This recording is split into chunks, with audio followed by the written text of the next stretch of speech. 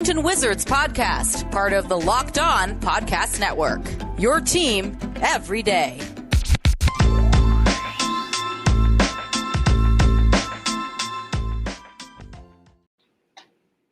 What's good, Wizards fans, and welcome to the Locked On Wizards podcast. Make sure you guys subscribe to Locked On Wizards on YouTube and hit the notification bell. We just hit 200 subscribers on YouTube. This is your host, the real Ed Oliver. You can follow me on Twitter at EDTOOOFLATT. Diamante, my co-host, will not be here tonight, but he definitely will be here for tomorrow's episode. He missed a good game, and he made a great bold prediction last night. We're having fun with the bold predictions segment at the end in preview videos. Diamante he got one right. I haven't got one right yet. I predicted Daniel Gafford to get 4 blocks. But before we talk about his bold prediction again, what we're going to do each post game, we're going to do what I liked or what we liked when he does come back and what we didn't like. And just a breakdown of each player. I want to go over some rotations, some lineups that I liked tonight, some things that I saw that I liked, some things that I didn't like, and just a general recap of the game. So we'll get into that. And I just want to thank you guys for making Locked On Wizards your first listen every day. We are free and available on all platforms. So D's prediction was that Kyle Kuzma would shoot 50% from the field. And what was it? 50% from the field. And I want to say score 15 points. And he did both of those things. So he hit the nail on the head. He was a smart man. That was a good bet. Yeah, it was 15 points and 50% from the three-point line. I loved what Kyle Kuzma did tonight. He shot the ball with confidence. He didn't hesitate. The first 2 games, he looked kind of out of place. Looked kind of awkward on the floor. I talked about both fast breaks where he went 1-on-3, where he turned his ankle on one and started tying his shoe on the floor and double dribble before he even went to the basket. And it was a terrible layup attempt. And then one was a charge. Tonight he was more decisive. He looked like he knew where he wanted to go with the basketball, and he didn't think too much. Did not think too much. Let me pull up the numbers here real quick too. Kyle Kuzma, he definitely hit at least 5 threes. And I love that Wes Unseld Jr. was calling plays. You can see guys setting a staggered screen, setting screens to get guys open, ball movement. There was one play, I think Brad was on the floor, Kuz was on the floor, Dinwiddie was on the floor. It was a mixed lineup. Gafford was on the floor as well. And they just kept moving the ball. KCP moving the ball. Extra pass here, extra pass there. The ball went to Kyle Kuzma, pump fake, or KCP pump fake dribble. Pass to Kuzma. Kuzma knocks down a wide open 3. That's what you love to see. That's some of the stuff that we did not see a lot last year. Ball movement around the perimeter. We had more shooters around. KCP shot the ball well from the 3-point line. I want to get to him. He's another guy that I liked tonight playing for the Washington Wizards. And then I will get to some things that I didn't like. Sam Decker had a revenge game. This man, Sam Decker, and the other guy, what is his name? Let me find this guy's name.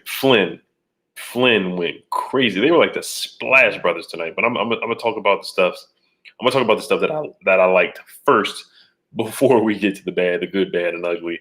But that was just inexcusable. I mean, we really should have won this game. But the fact that Sam Decker went in and just went bonkers from the 3-point line, and the guy Flynn went bonkers, and he was getting to the basket too whenever he felt like doing it. But I gotta give props to Kyle Kuzma. And if you listen to the halftime interview with Chris Miller, he said that the progression, it could take 10 games, it could take 5 games, it could take 20 games. We don't want it to take that long because, the trade deadline will be approaching, I want to say after 40 games, after the All-Star game. And, of course, that's a huge decision on Bradley Beal. Bradley Beal is one of the things that I'm not going to lie, his shooting is what I didn't like. I did like his effort rebounding the ball and distributing the basketball, but Bradley Beal was pretty bad shooting the ball tonight. That's something that we just don't really see. I don't see him having another bad shooting night like that ever again. I mean, he missed some wide open shots, and then he was just kind of sloppy with the basketball tonight too. Brad had a couple turnovers. He dropped some passes here too. It was just a rough night for Bradley Beal, but I do like that he was doing other things. He was hustling on defense. He was rebounding the ball, assists. He was trying to contribute in different ways. He knew his shot was off. And the great thing about that too that I liked is that if Bradley Beal has an off night, we have other guys that can pick him up. Where last year it was kind of like Brad and Russ.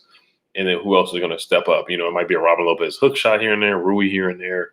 But we have other guys, Kyle Kuzma, if he can shoot the lights out like that. KCP can step up and shoot the ball. Dinwiddie stepping up, Gafford just rim running, pick and roll. Montrezl Harrell was a beast again tonight. I love what I see from Montrezl Harrell. I love the dunk that he had.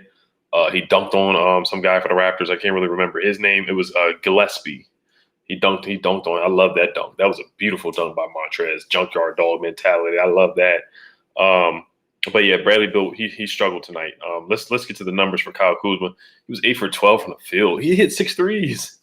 6 threes, 6 for 8 from the 3-point line. I thought he only hit 5, but he went 6 for 8. 24 points, almost had the double-double, almost had the dub-dub.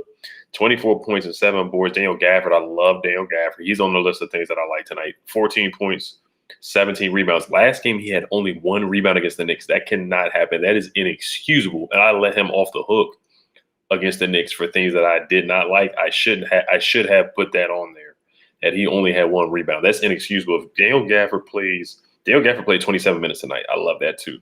27 minutes. Now he had a Shaq in the full moment where he got blocked, and then Gafford got the ball on the ground, and then he tried to shoot it. I want to say Blake Griffin did something. Steven Adams did something like that too a couple of years ago. They both were on Shaq in the full, so I'm pretty sure we're going to see Daniel Gafford on Shaq in the full. But I'm a part of the Daniel Gafford fan club, the Stan Club of Daniel Gafford, but that you can't do stuff like that. That was hilarious. But other than that, I love what Daniel Gafford did tonight. 14 points, 17 rebounds. Let me see how many blocks that he had. He only had 1 block. It's okay. He was a plus 15 for plus minus. Kyle Kuzma was a plus 2 for whatever it's worth. I know some people don't really care about plus minus. Bradley Beal was a plus 12 for his plus minus. So he didn't shoot the ball well. But like I said, he was a key contributor. He was 1 for 11 from the field, which is putrid percentage-wise. 1 for 6 from the 3-point line, 4 for 4 from the free throw line, 6 assists and 5 boards. He was awful shooting the basketball tonight. But like I said, I love that he did other things. If you're going to not be making shots, that's the thing with Bertans. Bertans can't do other things. He's a specialist. He's a shooter. So if he's not scoring, then he doesn't really provide much. But let's get to more things that I did like. There's some more things that I did like, and then I really want to get to things that I did not like tonight. I did like what's unsaid with the ball movement. Defensively, we still have some more work to do. We'll definitely get into that. But this episode is brought to you by Sweat Block. The fourth quarter kind of did make us sweat a little bit, definitely defensively. Sam Decker and Flynn going crazy in the fourth quarter. But it works up to 7 days per use. Dry shirt guarantee. If Sweat Block doesn't keep you dry, you get your money back. Featured and tested on the Rachel Ray Show by Firefighters. Bestseller on Amazon for the past 10 years. Over 13,000 reviews. Manufactured in the U.S. Wear what you want to wear is your little secret of confidence. This is a must-have for everyone's toiletry bag.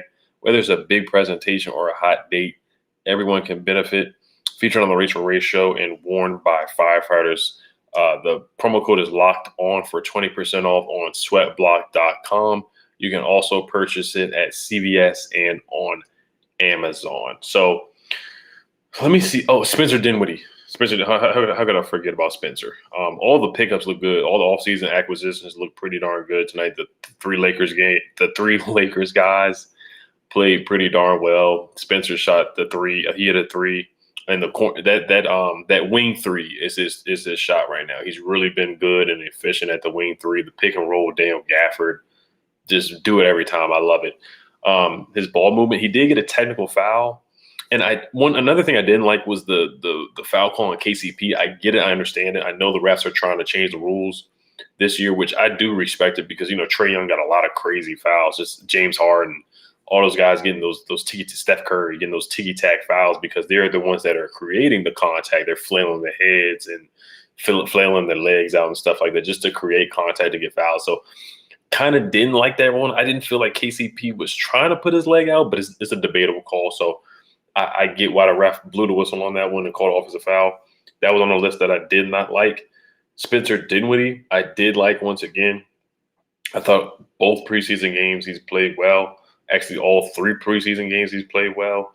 The Raptors have played 5 preseason games. This is their 5th one tonight, and they had a back-to-back. Now, I will consider Fred VanVleet did not play. OG Anunoby did not play. Pascal is out until, I want to say, around Thanksgiving. So when we do play them again on the 20th, which is, 8 days away now, our first game of the season, Pascal will not be available. Chris Boucher might not be available as well. He's a key contributor for the Toronto Raptors as well. So just keep that news and notes to be aware of game 1. Rui, we'll see if he'll be available. He might be out because of him coming back, a little late. But yeah, Spencer, let's go over Spencer's numbers: 10 points, 7 assists, 1 steal. How many turnovers? No turnovers. Wow, that's a great game for Spencer Dinwiddie. 7 assists and no turnovers. That's big time. It's big time. 10 points, 7 assists, 3 for 4 from the free throw line, 1 for 3 from the 3-point line, 3 for 9 from the field.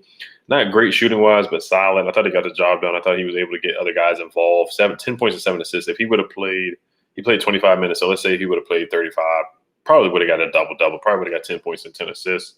So I like what I saw from Spencer Dinwiddie. Let's go over KCP's numbers really quick here. 5 for 8 from the 3. So both Lakers hit 5 threes or more. It's really solid shooting that we're looking for from those guys. 5 for 8 from the 3 with KCP. 15 points, was a +9 in the plus-minus category. 3 turnovers, 2 blocks from KCP. So that's solid. He is a 3-and-D guy. 3 rebounds and 2 assists. So he did other things other than just score the basketball as well. So I love what I saw from him.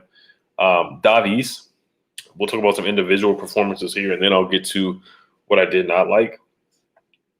Davies, 3 for 7 from the field, all 3-pointers, 9 points. So 4 rebounds, 5 rebounds from Davies. He is 6'10", so he's a low-key good rebounder. I think that's a sneaky part of his game, that he is a solid rebounder. He's not going to get a double-double or anything like that, but he better be. He is 6'10". So, but defensively, he was a turnstile. He was a turntable at times. Some guys were able to get by him. He actually let Champagne. I want to say Champagne went to Pittsburgh last year, and I had a huge game against Duke, if I'm not mistaken. But Champagne for the Raptors, he kept backdooring Davies in the first half. I remember that. So Davies has to pick it up defensively. Montrezl Harrell, 17 points tonight. Didn't rebound the ball much. Had 2 boards and 2 blocks tonight. He was a -20 in the plus-minus category. But I thought Montrezl Harrell played well. Great energy. 7 for 9 from the field, and 3 for 3 from the free throw line. So he made all his free throws. He did have Davies Bertans did have a nice lob pass to Montrezl Harrell. So I like that ball movement there and that connection there. Those guys are going to be playing a lot together off the bench. So you got to see the chemistry there. Montrezl Harrell just finishing around the rim. He did miss a layup in the beginning that Bradley Beal passed to him. He tried to do an alley-oop layup, and then he dropped the alley-oop pass from, I want to say it was from Dinwiddie in the first half, and then he got it back. Then he got fouled. So, but his energy is contagious. His energy is infectious. And then he did the dunk in the first half where Kyle Kuzma threw a beautiful outlet pass to Montrezl Harrell. Harrell gathers himself and just goes up and then just dunks, and he swings on the rim. Borderline technical foul, but it is what it is. I love the energy from Montrezl Harrell. Who else did I like tonight? Denny. I like some of the things that I saw from Denny. He did hit a 3. He hit a step-back 3, and then he airballed a 3. He also had a beautiful pass. I like seeing him post up. That was something interesting that I saw. He did not do much of that last year, but he's a 6'9" point forward.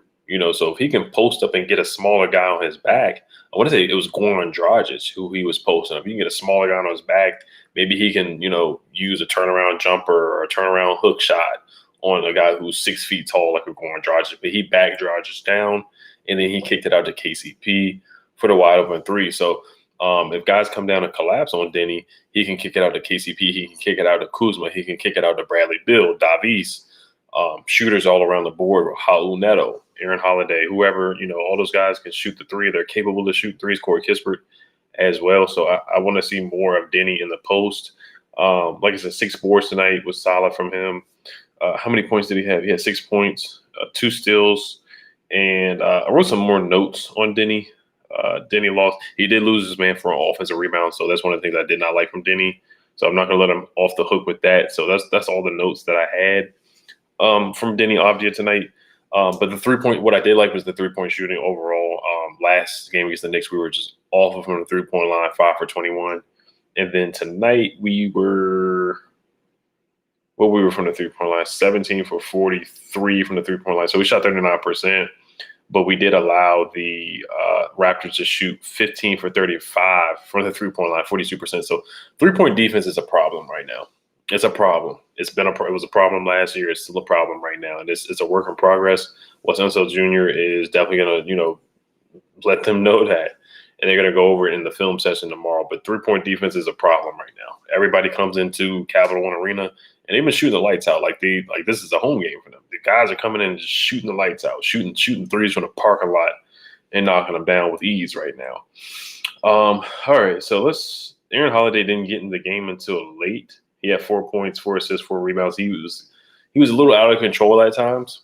He had a turnover, then he got blocked. Then he missed a couple of jumpers down the stretch. Then he hit a couple of shots down the stretch as well. Had 4 points and 4 rebounds. No assists tonight. But let's get to what I didn't like, and then I'll talk a little bit more about some of the rotations that I like that were pretty intriguing tonight. I thought West tried some different lineups out there. But before we do get into that, this episode is brought to you by Built Bar.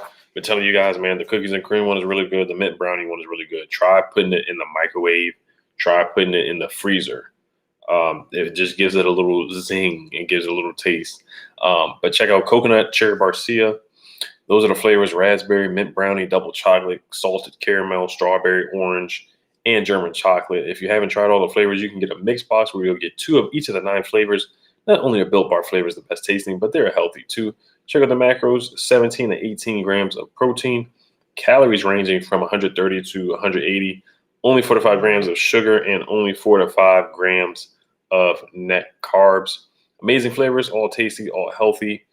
Order today and get the grasshopper cookie or raspberry, or whatever you like. Built Bar is the official protein bar of the U.S. track and field team. Go to Built.com and use promo code LOCK15. You'll get 15% off your order.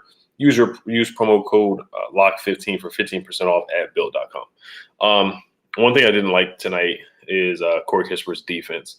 Now, he is learning. He's still a rookie, and that's one of the question marks about Corey Kispert coming into the NBA is how he's going to defend other wings, other guards. And Michael Flynn, he was able to get by Corey Kispert a few times. Down the stretch, he had an and-one that I want to say made the Raptors lead to like 2 scores, 2 possessions. So Corey Kispert's got to clean that up. He has to jump on his three-pointer as well. He was 0 for 5 from the three-point line. So he was 0 for. And you saw that in the Summer League too. Whenever he was missing threes, a lot of the times he was missing the three-pointer short. It could be him getting used to the NBA three. He was hitting NBA range threes in college when you watch his tape and his film. Him hitting 9 threes against UVA, a lot of the threes he did shoot in that game were way beyond the arc. So he just has to improve. I do think that Corey Kispert will be spending some time in the G League, and that's not a bad thing. Maybe it's better for him to start. I don't see him starting on this team, but out of all the 3 preseason games, his best game was when he started. And when he got comfortable, he got more playing time. Him coming in cold is just not working for him in the last 2 games that I saw. So yeah, he was 0 for 5 in this game. I want to see. Let me look how he did against the Knicks as well. But Corey Kispert was not a bright spot tonight. And there's a learning curve. There's a rookie curve. He was 0 for 3. So in the last 2 games, he's 0 for 9 from the 3-point line, and 1 for 6. 1 for 6 from the field. So he's 1 for he was 1 for 6 from the field against the Knicks. And let me look this up. He was 1 for 6. Kispert was 1 for 7 tonight. So 1 for 6 against the Knicks, 1 for 7 tonight against the Toronto Raptors. So he's 2 for 13. It's pretty darn bad. And he's a rookie. 4 fouls tonight. So he had more fouls than points. Kind of like a Davis Bertans type game in the playoffs. He's got to do better than that. Man, I like Kispert. I like the pick. I did like the pick. I like the pick because I like what I saw from him in college. I thought he could shoot the 3. I thought he can do more than just shoot threes. A lot of people comparing to Doug McDermott, Kyle Korver, JJ Redick, Mike Miller from Memphis, guys like that. And I think he's capable of doing more. I see more Wally Szczerbiak in Corey Kispert, somebody who was able to do more. And I know there's, Spencer Dinwiddie said it in his presser, the stereotype of just shooters. And I think Corey Kispert is more athletic than the typical just 3-point specialist, So I am expecting better play from Corey Kispert. I want to see him improve. I hope the young guys do get a little bit more playing time in the last preseason game. Let me look at how many more preseason games we have left as well. We only have one more preseason game left, and that's on Friday against the Knicks at 7:30. So that's a game where we should be upset. We should be upset when we play the Knicks in New York. We need to come out there, hair on fire, defending the 3-point line, because these guys hit 24 threes. If it was a regular season game, they would have hit a franchise record of 24 threes. That's how bad we were defending the three. And they did hit some crazy shots, but at the same time, they hit some open shots. The Knicks hit open shots in that game. There were some wide open threes that we allowed. There were some wide open threes that we allowed tonight as well. So 3-point defense has to improve, man. It's got to be better. Allowing Sam Decker, the former Wizard, to come in here and hit how many threes did this man hit? I mean, he was in his zone tonight. He really was. Sam Decker hit 4 threes. I feel like it was more than that. He went 7 for 10 from the field, 18 points in 16 minutes. He had 18 points in 16 minutes. That's inexcusable. The guy Flynn, he had 22 points in 26 minutes, 6 for 15 from the field, 3 for 9 from the field. Inexcusable. You cannot let stuff like that happen. Now let's get to the lineups. Once again, I gotta give Wes Unseld some credit for some of the play calling tonight and some of the lineups as well. I thought he did a good job with that. Offensively, we look fine, but defensively, we're struggling, and that is a concern. It is preseason. Like Kuzma said, it's going to take some time for guys to get used to each other and chemistry and vocal and talking and helping each other out on defense, communicating and whatnot. So it's going to be a process. Rome's not built in a day, so we'll see. So the lineup that I liked, which was interesting, was Denny, Corey Kispert, Bradley Bill. I don't know how I say his name like that. Montrezl Harrell and Davies Bertans, the Lavian Laser. Montrezl Harrell got the ball at the top of the key, and Montrezl Harrell easily got to the basket. Because all those guys can shoot. And Montrezl Harrell in that high post is lethal because he's a guy that can he can put the ball on the floor. He's a 6'7", undersized big, but he makes up for that because he's so skilled. There was a player, Montrezl Harrell, also had a nice up and under. It felt like he did like 3 or 4 pump fakes up and unders in the post, shoots the hook shot, and he swishes the hook shot. So Montrezl Harrell, he just shows how skilled he is, how talented he is. And I really think he can be a candidate for 6th man of the year. I mean, he had 18 points against the Knicks, and then he had a great game again tonight with 17 points tonight. Yeah, 17 points tonight. I do want to see him rebound the ball more, so that's something I didn't like. 2 rebounds. I'm expecting more rebounds from Montrez. I want to see more boards from Trez. He did take a charge tonight as well. So those are the things that I love from him. Aaron Holiday, like I said, he didn't get until late. Raul Neto didn't shoot the ball well tonight, 0 for 3, 0 points, 4 assists tonight for Raul Neto. Anthony Gill got in the game. He missed some shots. Isak Bonga. Did I bring up Isak Bonga? His revenge game or him coming back tonight? I thought he played pretty well at some points. Isak had 3 points and 4 fouls. So he didn't play that great. But Gafford had a nasty block on Isak Bonga. So let me get back to the lineups here, and then we'll wrap up. Another lineup that I saw that was interesting was Raul Neto, Spencer Dinwiddie, Kyle Kuzma, Bertans, and Montrezl Harrell. And another lineup that I saw out there was Bradley Bill, Corey Kispert, Denny, KCP, and Daniel Gafford. So you look at that lineup, it looked like Denny was running the point guard. So that was the most intriguing part. I want to say that was the lineup where he passed he posted up and then passed the ball to KCP, where KCP had hit the 3-pointer. So I like that lineup as well. So those are some interesting lineups. And then, of course, the starters were Spencer, Brad, KCP, Kuz at the 4, and then Gafford at the 5. So if Kuz can be consistent, and I want to see him put the ball on the floor and get to the basket too, rather than just him being a spot-up shooter. But if that's working, it's working. Because the majority of his shots were 3. So I do want to see him be able to create a little bit and get to the basket and finish strong. Some of his takes to the basket, he's like not shying away from contact, but he's not looking for contact. Now, Corey Kispert did have a nice take where he did finish through contact. So I do want to give Corey Kispert some credit for that because he did have a rough night. He played like a rookie tonight, which is fine.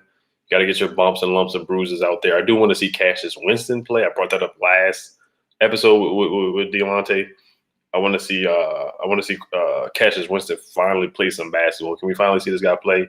News and notes: Kyrie Walker he did sign on with the G League affiliate, the Capital City Go-Go, so he will be playing with the Capital City Go-Go. He's a guy that he did not play his senior year in high school, and he did not play what could have been his freshman year in college. This guy he sat out 2 years, went a different route, decided to train at this school. I want to say it was like BX Chameleon or something like that. Was a top 50 recruit at one time in his high school career. So after that, he just his ranking, he fell out of the top 100. So he has an intriguing story, and he's signing on with the G League affiliate. So I will be trying to follow his career in the G League. Hopefully, he can get called up to the actual roster. So we'll see what about that. Players of the game tonight for me is Kyle Kuzma, Daniel Gafford played his butt off, and I want to say KCP played really well too tonight. I want to say Alden and Montrezl Harrell. So those are the four guys that really stood out to me and played well tonight. So, but like I said, the guys that I liked was Kuz, Gaff, Dinwiddie, KCP, and Montrezl Harrell. Those are the guys that I liked. And what I did not like was the 3-point shooting that we allowed from Sam Deckard and Flynn. That's unacceptable.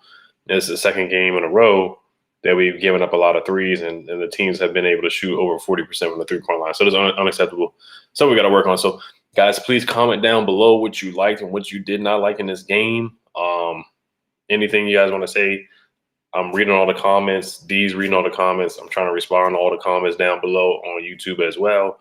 Trying to interact with you guys as much as possible. Make sure you guys follow Locked On Wizards. Make sure you guys hit the notification bell. And then also when we do post the YouTube videos, it comes in a premiere mode. So it's like live on YouTube. And I try to chat back and forth with you guys while it's streaming. So make sure you guys tap in and lock into that. No pun intended.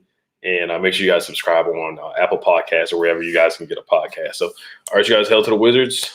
Can't wait till we play again on Friday, but we will be making a video tomorrow and for Friday as well. All right, you guys, hail to the Wizards. Peace.